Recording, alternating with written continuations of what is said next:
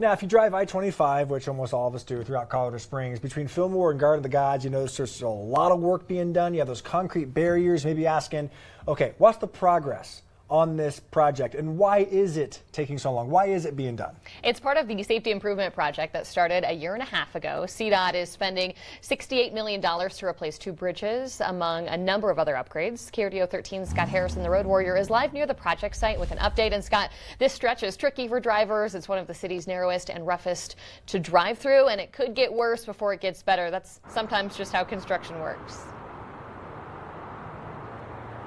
Yeah, that's for sure, Josh and Bryn. Good morning again, everyone. Well, Josh asked, why is it taking so long? It's been 16 months so far, and it's going to be maybe another 16 months before it's finished. As the sun comes up, we'll give you a better look at it.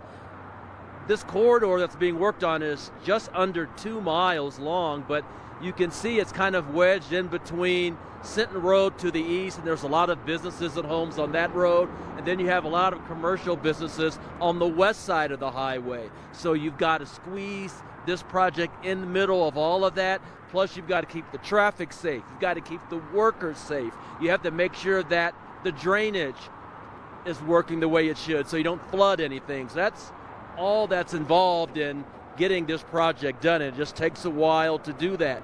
Now, we've been telling you that the main task currently is to tear down and replace 2 bridges over Elston Street. That's north of Fillmore, where we are right now.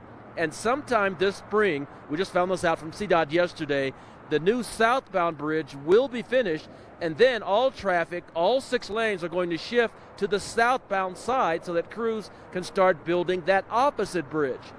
Now, another phase of the project that's important from a traffic perspective is to create acceleration and deceleration lanes in each direction. That's going to make it easier for traffic to merge on and off the interstate and reduce the bottlenecks that frustrate drivers at the Fillmore and Garden of the Gods interchanges. Also important, the drainage infrastructure. Crews are installing quite a bit of that. The initial drainage was done back in when Cosmic's project was done. Well, things are changed, the regulation changed, so we have to actually capture all the waters that are coming down from the west and put it in a storm sewer. Now, the last step in the project is what many drivers wish was the first step in the project, which is the paving part. At the end of the project, again, this is sometime next year, CDOT tells us, the entire stretch will be repaved.